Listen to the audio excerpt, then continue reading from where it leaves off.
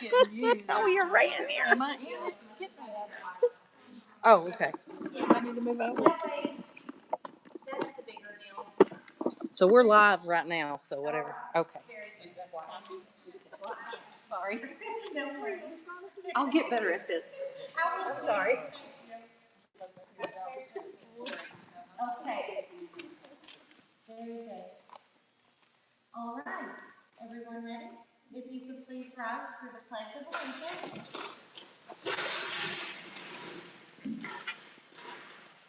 I pledge allegiance to the flag of the United States of America and to the republic for which it stands, one nation, under God, indivisible, with liberty and justice for all.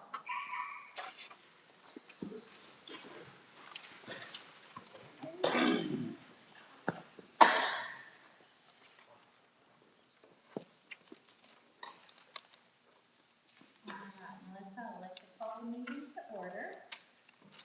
Anything, is everyone ready to call the meeting to order at 6:07? Yes, ma'am. All in favor?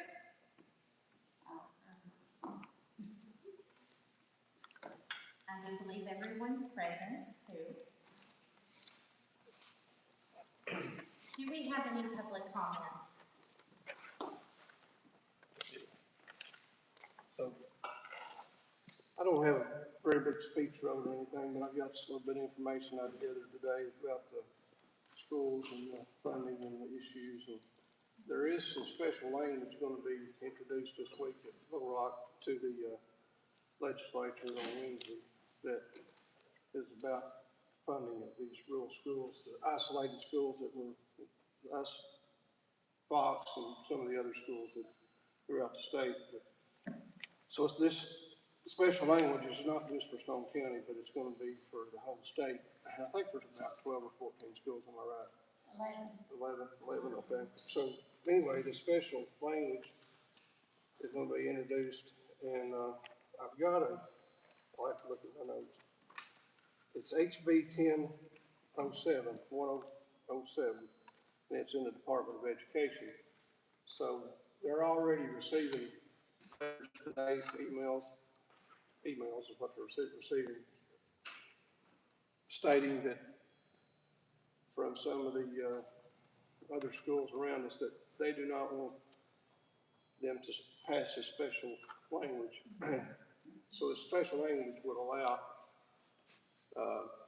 some kind of funding. We don't know. I didn't see what's going to be in this, and I don't think anybody in the county has.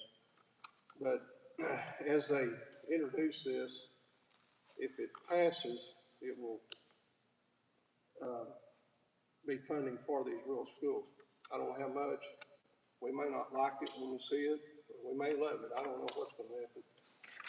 What I need y'all to do is get on your computer, send out emails to these legislators. And I've got a list on my phone here that for the legislators. It's the Department of Education, but it's the public finance, I believe, that's going to be the one. Senate joint budget is where it's filed. And it'll be special language filed in joint budget. And it's not an amendment to 919, it's special language. So they're already getting letters from other people asking them not to support this special legislation. So everybody needs to get busy and get out emails and get your friends and relatives or whatever to send these legislators emails. You know, they're saying, I'm saying the steering committee of Mountain View saying that we're not willing to be in a good faith act of trying to negotiate a deal, but there wasn't a negotiated deal to be, they hadn't asked for us to meet with them or act like they wanted a negotiated deal. The deal that they had proposed was just a set amount, and it's a little to no amount that they should be even be recognizing it to fund these other two schools. But anyway, if you have questions or comments, you can talk to me after. I've got a few notes here, and like I say, I don't have a good speech for it, but this all came about today, and I thought I'd come up and talk to you about it tonight.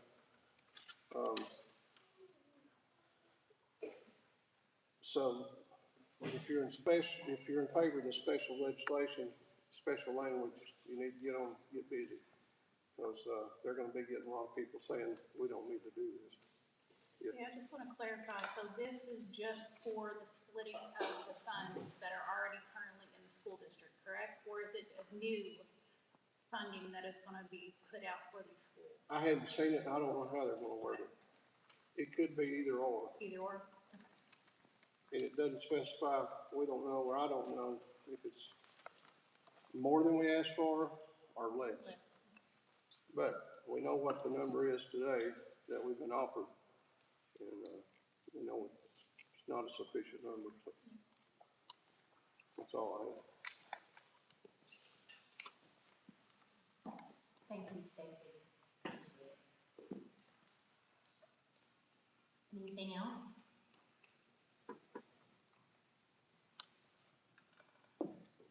All right, you guys have your minutes. I would recommend to approve your minutes from April 6th, 2026. Thank you, Elsie, for writing those up. All in favor of approving the minutes that Elsie written from the last meeting, April 6th? We do just need a motion.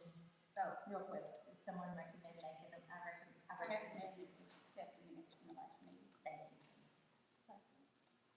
All in favor? All right.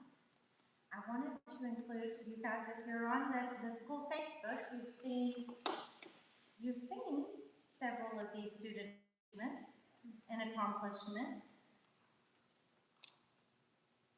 this week, but you had a lot to be proud of your students here in Timbo this week and month.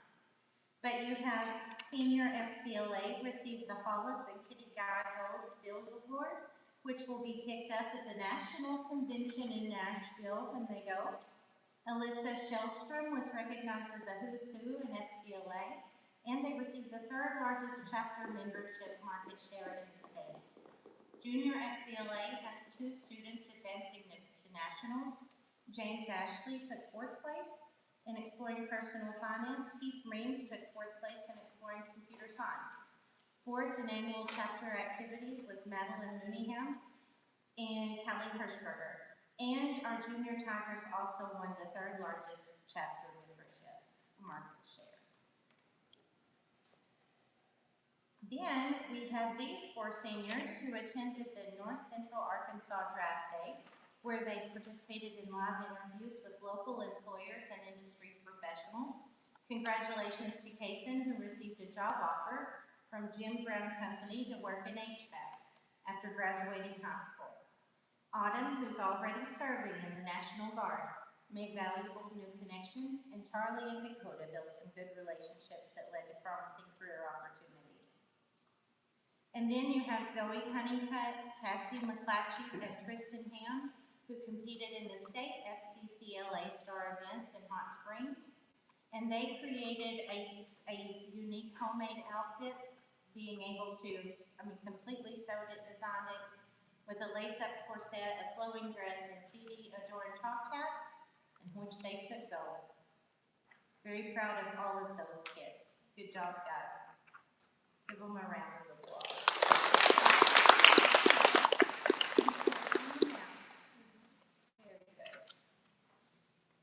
All right, next up for business, we have a presentation from Brandon Long, Stone County Sheriff.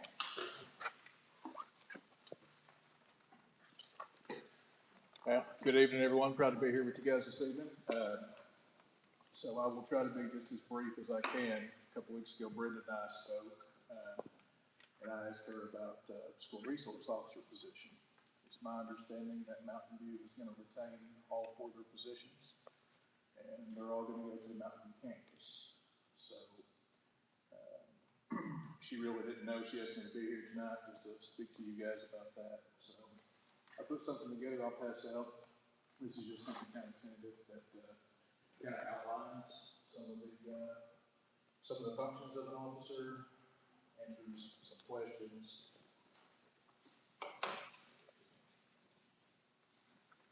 Kind of give you guys something to look at, looking forward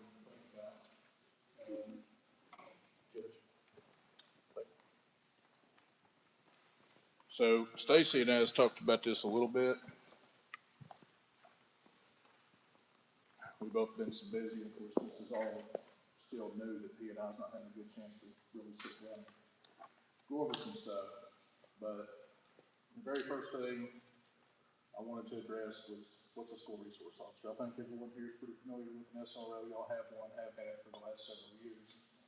But the main responsibility for the SRO is to ensure the safety of the children and the school staff. Along with that comes, other things as far as safety plans, evacuation, tornadoes, things of that nature.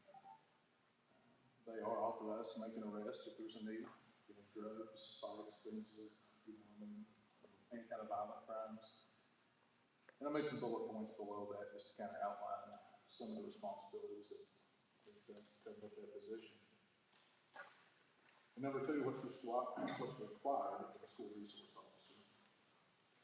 I outlined a few things here. The school resource officer has to be a certified police officer recognized by Arkansas state standards, which does require a 13-week police academy. They also have to complete 40 hours of specific training within relation to an SRO. A lot of that is child development, de-escalation techniques, and something really more in depth of how to speak to an adolescent child and police them versus an adult. So there's a 40-hour class they have to do. Gain that. Mental health, first aid, CPR. There's some other. The SRO has a lot of specific education that he or she has to go through and attend annually to maintain that certification versus some of us that's just regular officers. But I outlined some of that just to give you guys kind of an idea moving forward with what you can look at and be prepared. Number three, Brenda asked me, and I didn't have an answer for her the other day, but is it a law for a school to have a school resource officer? Well, it's not. I wasn't sure either, but I looked that up, and there's an Arkansas statute code that I highlighted here, 610-138, that there is no law that the school has to have a school resource officer. But if the school does choose to have a school resource officer, then there's some certain guidelines that they have to go by.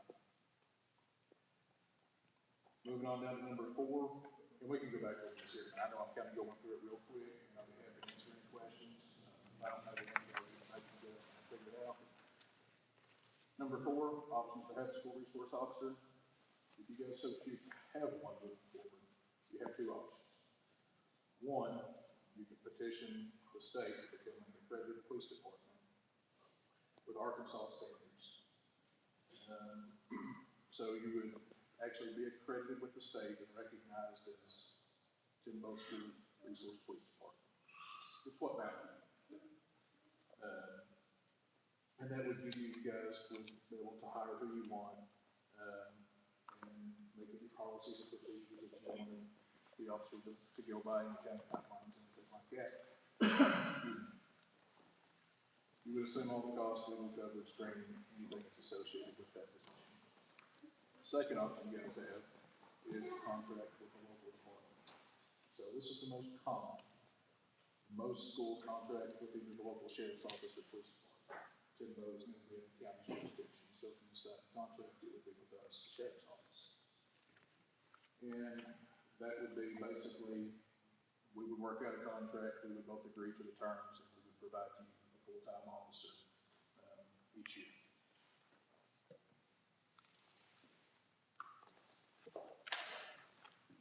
Going over to number five, the big question is how much that would cost. So I've tried very hard to put some soft numbers together, and I just want to say real quick, I've already said reiterate, maybe this is just something to kind of give you guys something to look at and think about. Nothing in here is like any stone. But I factored in the salary cost of what the beginning salary is currently for one of our deputies, what it costs the county in monthly insurance, Social Security, retirement. All that's factored to the grand total at the bottom. And I've highlighted just over nearly $45,000 a year is what it costs the county to employ one deputy. Then there's some additional costs that would come with that too. The patrol unit, the way I factored that was 20,000 miles a year is an average over 7 years. And the purchase price would be $40,000, is about what they are right now. And the outfit with everything that you would need is an additional 8, which would be $45,000. And if you appreciate that over a 7-year total time, about $6,800 a year. The fuel, I average that at 20,000 miles, 18 miles per gallon. You can see the math, I tried to do everything up there where it was easy to figure. But the estimate come up was around close to $3,900 a year is what the anticipated fuel cost would be. Maintenance and repairs, same thing. This would be just your routine standard maintenance, brakes, oil changes, tires, filters, that kind of stuff. So something would be around $4,000 a year. Other equipment, firearm, taser, radio, bulletproof vest, all the things that the SRO is going to need. Right out of the gate, somewhere around 26. I see a typo there, but it's about $330 a year is what that is. Some of these things they do expire, like the bulletproof vests, have an expiration. They're about $1,500 to $1,600, so they have to be replaced every 5 years. Radios will expire. You get new radios every 7 years. Tasers, things of that nature. Now, firearm, that's going to be good for years and years and years. Uniform allowance, currently we have our deputies get $500 a year uniform allowance. That's for their pants, shirts. And lastly, the patrol unit insurance. Now, in fact, with this is what our current budget is right now with the number of vehicles we have in our fleet. And if you divide that out, it's $760 a year is what it costs for the units to have insurance. And at the bottom, I put a grand total, which is just over $61,459. Again, I'll try to reiterate that this is just some soft numbers. The judge and I have not had a chance to actually sit down and talk. And if you guys will decide to have a school resource officer contract with us, then obviously that would have to be before the court as well. So the court will have to approve that and create a position. And we have to have them in, and we have to sit down and go through some, this is just something you guys to look at and think about and toss around in the weeks to come. And, if you guys decide you want to have a school resource officer and contract with the county, let me know. I'll be happy to come back, have as many meetings as it takes, and we can sit down and start crunching numbers, I guess. Y'all have any questions? I have a question. Brandon Summers, this resource officer, if we, hire him through, if we go through a contract with you, he's getting paid just for not being here for the months, or does he go back to you? So that's a good question. That's a good question. That's something that we would definitely have to sit down and go over some more. The school resource officer program that y'all have now, I think it's a phenomenal program. It works well. That officer goes to all the ball games with you guys, works a lot of long nights, after school hours, and they build that time up to do what they can. So we would probably try to mold it. I did have an MOU with the other sheriff's office. That's how we worked it too. Yeah, we would try to mold it. So, yeah, that usually is doable. Yeah, usually there's enough time that they build up throughout the year. There's doing all these extracurricular activities that, when the sun goes out, they've got plenty of call time to burn.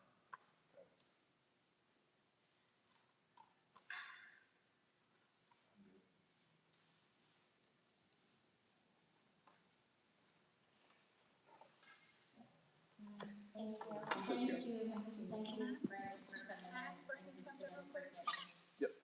I think she had a question. Can I ask Brandon something real quick? So on the app for like your equipment and stuff that you were talking about, I know sometimes you guys get grants and everything for that. Will that factor into the cost of that overall too throughout the year? Will they go down or? It would. That's a good question. Did y'all hear that? She asked about we get grants throughout the year. Some of the grants we get is, at least one thing coming to mind more specific to bulletproof vests. We spent about, Stacy, remember, it was a little over $30,000 by grant. Yeah. We got a grant that was nearly $7,000, so that kind of helped counter that cost a little bit. So yes, that would be But the way that it's commonly done, we can do it, if y'all decide to contract with the county, we can do it any way. I don't care, we're not trying to make money from the school, obviously, you know.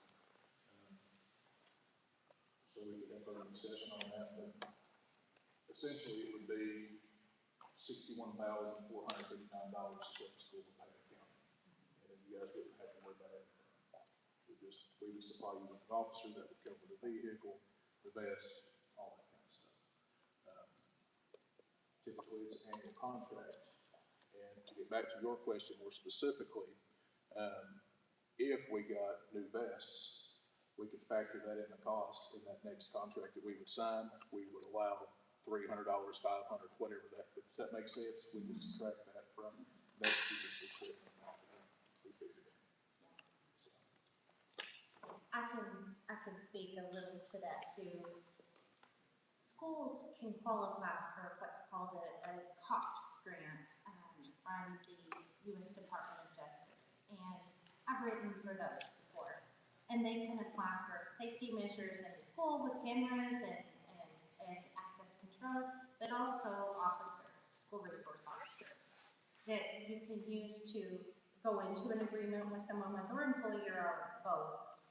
And that is how you typically can get any kind of funding. Otherwise, the Department of Ed this year hasn't allowed, they don't provide funding to school districts for school resource officers.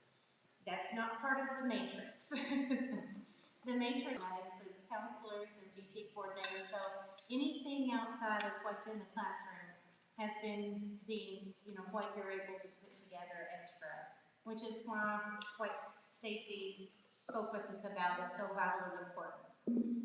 Being able to find extra money from which we can start and be able to have some money to be able to look at things like this, because like you said, is it required? No. If it were required, that would be a part of the state's funding matrix. It's something that's become so commonplace in the schools because it's so needed, but unfortunately that's not part of what they fund schools for. So if we can get a grant through, like I said, a federal grant through that COPS grant, that's a great opportunity. The state a year ago provided money in which we could use for safety measures. I'm not sure what the allocation might have been here for Timbo. It might not have even been enough to fund a resource officer, but it might have helped. Anything would help. We would take any funding from the state for safety. And I can assure you that would be one of the priorities I would recommend to the board would be for that position first, but that's basically where we're at as far as grant opportunities. Schools can qualify for that COPS grant for that purpose, which is something we could be able to look at doing. Other than that, that's all that I know as far as grants. Yeah, I figure that there's definitely some grant funding opportunities out there. Especially rural school districts just like this. Right. This is new to me, so I'm trying to learn just like you guys over as far as that's concerned. Exactly. But hopefully this will think about, possibly on moving forward. Yeah, thank So you. y'all got my cell, I think, so just let me know. Thank you. Thank you. All right, guys. State law requires every meeting you have to talk about student data. And so what I wanted to do is, as a board, part of yours is coming into play, is realizing where you're at enrollment-wise and demographically. So let's just start up. Beginning with enrollment. These figures are most recently updated, though they're not third quarter ADM, which is your average daily membership of the third quarter, which is what your funding next year is based on, okay? This isn't official, but it has changed recently, so I'm assuming this may be our official number because it's reflective of where we're at. So I'll have you write this number down. So for Timbo, you have elementary, you're at 87. And for Timbo High School, 94. add those two numbers together, and we have 171. Is that correct? Yeah. Okay. So that's a decrease from where we started at the first of the year. And I think it's a decrease from 181. Okay, awesome. Oh, that's better. I was going to say it's a decrease, and thank you. I'm in my head. Awesome. So 181, we are decreased 3 from where we were there at the beginning. So not as bad. That's much better. You guys are making efforts to look to help increase that, and we know, I think it will improve for this next year is what our best hopes are. So that's currently where we're hoping things will be based for this third quarter of the year. Okay? Now let me switch back here to Timbo, because this is overall the trend that the state is having in school districts, especially rural school districts, but bigger school districts a lot. The only districts who are bucking this trend are our online charter schools, our online public charter schools, like Arkansas Virtual Academy, Connections, and a number of others that provide those online school services. Theirs is just the opposite. You see a straight up arrow going from 014 and that way compared to the public in-person schools. So this trend is something we're seeing. It's something we hope that we're able to break, because this is a trend we can't continue to be able to survive. The next trend I want to make sure to point out to you guys, and that is this one. This also is more particularly what we're seeing in our rural schools. And that is this with our demographic percentage. So if you take a look at our percentage of students with special education needs, and so particularly at the elementary level, you see that this rate, even though you have a declining enrollment, a decreasing number of students in the elementary, those students requiring more supports, more needs, more support from your special education teachers, more supports inside the general classroom, more supports from your paraprofessionals, more supports to get the accountability needed, is increasing the numbers of those students, to the point that right now, this rate is identified at 25.28%. Now, your national average of special education, it falls at 18% at the top end, okay? And I'm not here, we're not here, you can get compliance from the state if you're rooted. They can, identify you for over-identification, those sorts of things. That's not why I'm doing this. It's something we have to recognize. I'm facing the same challenge in a neighboring school district, almost exactly, okay? So are many of our other neighboring small schools. And so this is one of your biggest and our biggest challenges. Declining enrollment and an increased special needs population and how to be able to serve them. And so that is something, we must recognize. That you have to recognize requires more, when I just said all of those mores, more supports, more people, more resources in general, requires more money. Okay? So remember this part as we move forward. But this dramatic increase, just over the course of the last 2 years, from 14% to 10% more of your kids is a big deal. It's a really big deal. It's a big deal for all of us in our small schools. And at the high school level, you see a similar pattern, I'll come back to enrollment with it. But it's not as significant at the high school level. And so that's a positive, we're not seeing that. That also tends to be the trend in our neighbors and our small schools, that we're thankfully not seeing that significant of an increase. But for students with disabilities at the high school, we are sitting at that high end of that national percentage at 18.06%. The 25 is for. Yep. Yep.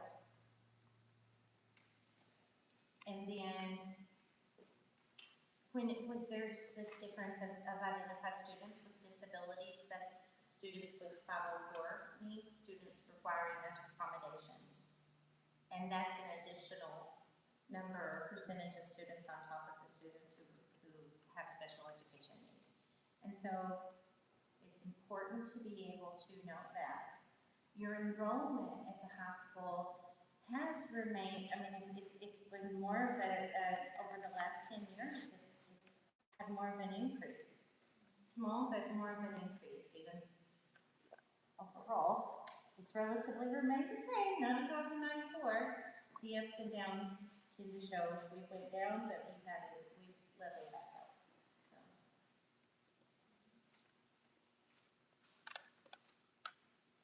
Okay. Now back to here.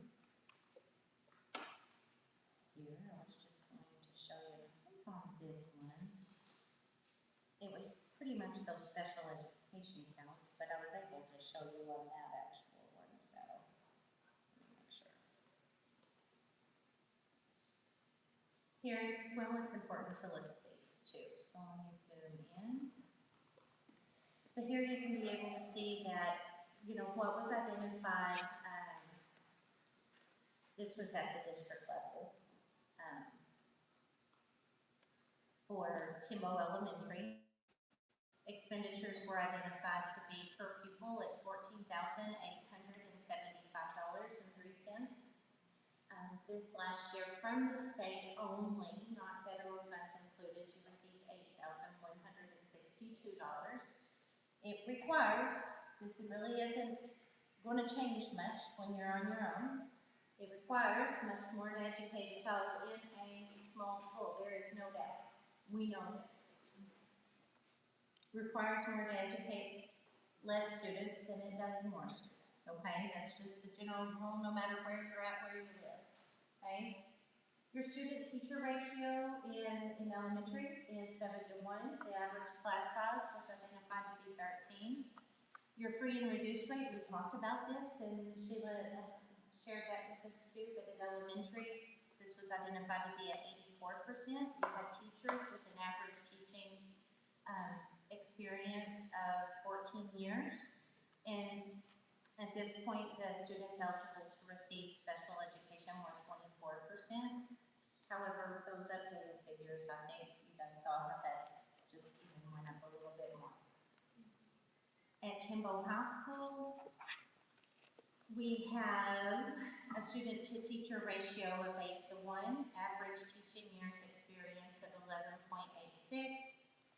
Low income was identified to be at 87%, and students eligible to receive special education were 18%.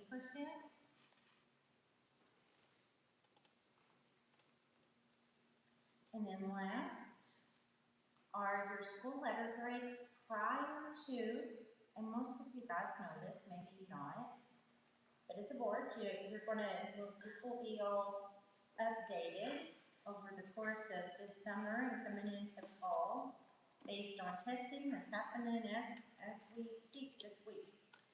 They're doing testing, and for Timbo Elementary, we currently have a C, and this is the new dashboard. This is provided for every school in the state, and it identifies how we performed in meeting the grade level standards and the growth of all the students, and then this part right here, the growth of the low performing students. And that part's important. And that part's real important because that part ties into what I just shared with you guys. So especially in particular to those students with special needs and those students with disabilities, they fall into this category. The ability to be able to help those students grow is very important in this accountability formula. As a matter of fact, when you help those students grow, they get 2 points for growth. You get a point for the growth of students who are in general, the growth of all students. So in being able to help those students grow, which is what we do, and what we do best here in Timbo, I know, and like we know, then we're able to be able to get double the accountability, which is important, so very good, right, for those kids and for overall for being able to show we know what we're doing and educating our kids.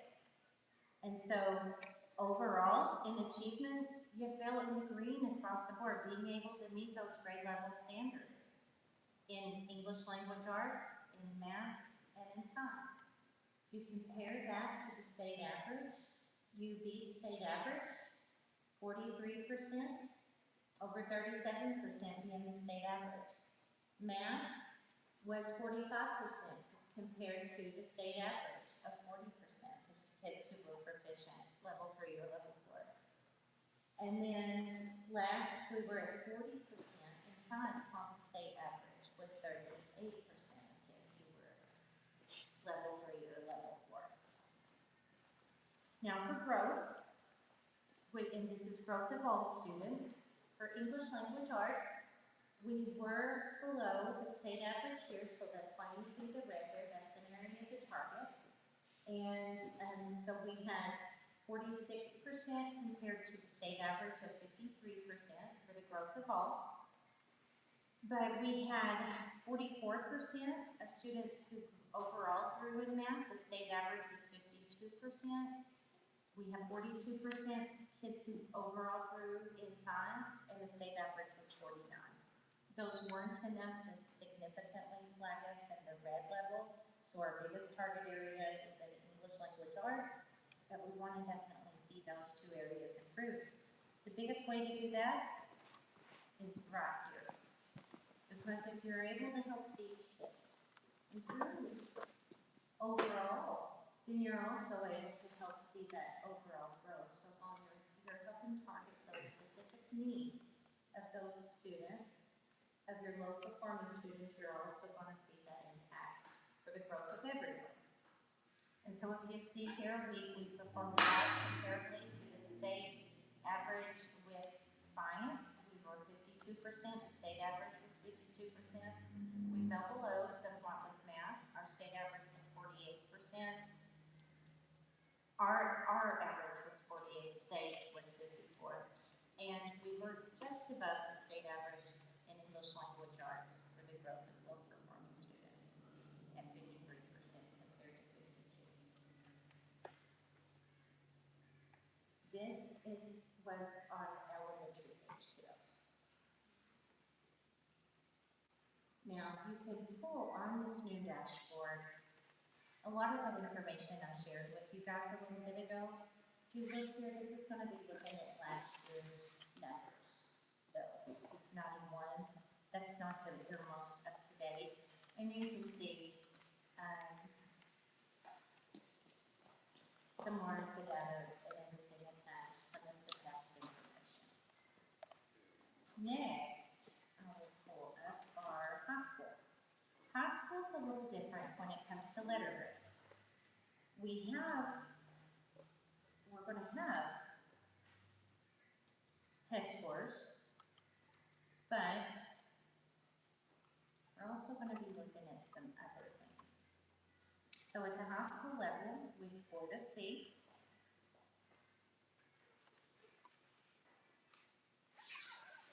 Meeting grade level standards or achievement was an area in which we definitely need to target the growth of all students. We did a little better in being able to hit our growth for our low performing students. Our graduation rate was doing well, and our merit and distinction, which we'll talk to our students who completed pathways of career pathways, was a good rate, which helped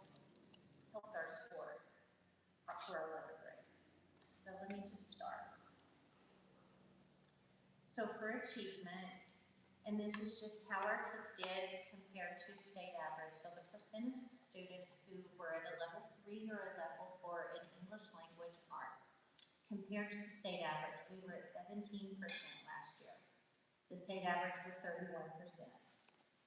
It's definitely an area for us to be targeting. Math, we were at 10%. The state average was at 22%, okay? So this is an area for us to target. So this would be kids in grades 7 through 10, okay? So this would include 7th and 8th.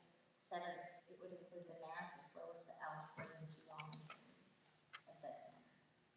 Our science, we were a little closer to state average. We had 31% of the students who were considered proficient or advanced, and that was at 31%, and the state average was at 35%.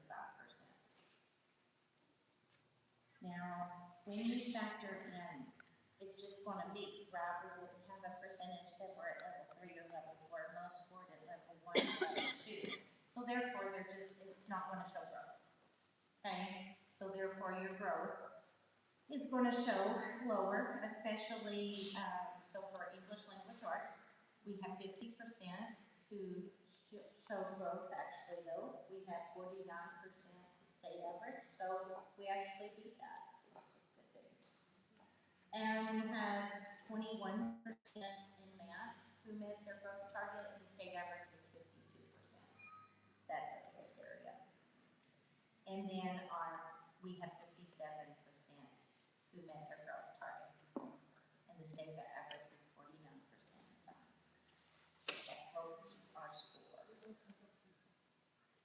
The lowest performing students, we fell below the state average in English language arts. It was 54%, and we were at 47%. And so our math was 52%, followed below the state average at 56%. So we actually did better in math, our lowest performing students here, and their growth, which is a positive thing. We need just to be able to do some more of that. And then at the last, but not least, our science, we actually beat the state by 2 percentage points here. 59% performing students met their growth targets compared to the state average of 57%. So that's a plus. The growth, especially at this level, helps to average out those lower achievement scores that we had right here. Where in our past, that would definitely affect your letter grade tremendously. And so we're thankful that we had the growth here. We would just want to be able to see more of that, for sure. And picking up the good work the school has done in the success-ready graduates. The graduation rate fell at 94%. The state average was 89%. So that's a plus. One of the things to keep in mind here is your graduation rate isn't always affected just by the kids that are graduating here on your campus. Students who transfer off of your school and for example, transfer back to an for example, but they first got behind at your school, meaning they first got behind in their credits because they flunked classes, and it caused them to not graduate on time. And they're at a different school. That not on time graduate is counted off on your school because they first got behind at your school, if that makes sense. Even though they're not part of your current graduating class. So that's one of the factors that can affect your rate, because you could be like, well, what happened? I thought we had every kid who graduated was supposed to graduate. Well, that's wrong. That's one of the things. So you definitely want to try to be able to work with those kids who are getting behind and have credit recovery options as much as you possibly can. Some schools are hard to pull off and what you can offer, but there's something that you have to try to do. The merit and distinction are the ones of the students in which they're able to complete one or more career pathways. meaning a sequence of courses, like in business and in ag, or in a vocational program, and they're able to be considered a completer. So when they graduate, they've completed those courses in that particular program of study, and that allows them to be able to have a diploma of merit. Other things that allow them to get diploma of distinction are college classes, college credits, AP courses that allow them for diplomas of merit. And so those points are great because those factor in just as much as those test scores and achievement. So those are things that we want to try to get as much full points as possible and create these opportunities for your kids, because we know all of this is great stuff. Being able to have high graduation rates and diplomas of distinction and merit are very positive things for your kids. So it's not just about getting the great, on the points for your accountability score. It's the best thing for kids. So that's why these pieces are so important. But I just wanted to definitely be able to walk through those pieces with you. You will have new data to actually get to look at as that gets populated after they've been doing their testing. So something to note, this new Atlas test allows for the teachers and them to be able to log in and they can see their scores like immediately. We started testing last week, we found that out. That afternoon, you can log in. And parents can too. Parents, you can log in and see your child's test scores that evening after they've tested that day, which is something that's never been done before. I've never been in the state or lived in the state, but you can actually log in and see that evening. So once we have those officially, I'll be able to officially share over with you guys. But as far as for the purposes of using them at school, they're able to do that. Any questions on any of that information, guys?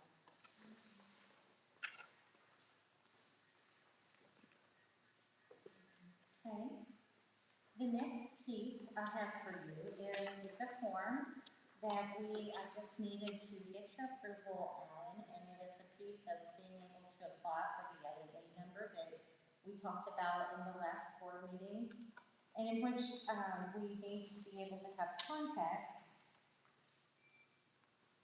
for, I'm going to need the financial contact and the student contact and a superintendent designate signature on this.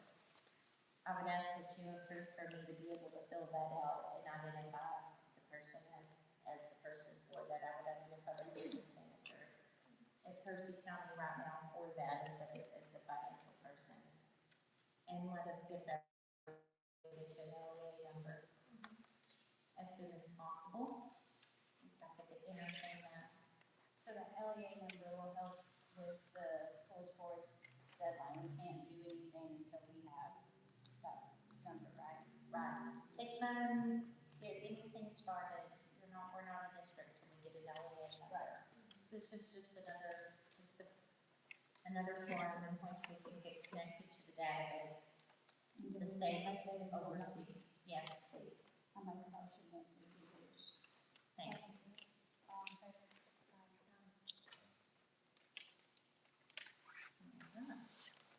All right, if you guys would, we would ask that you make a motion to go into executive session to discuss personnel. Motion, when we go into executive session. All in favor? All right, so we'll do that at 6:55. If you'll note that. And we'll stop the recording. We'll let you guys stay in here, and that way everyone can go outside, or if they want to stay, let's cool up in the hallway, but that way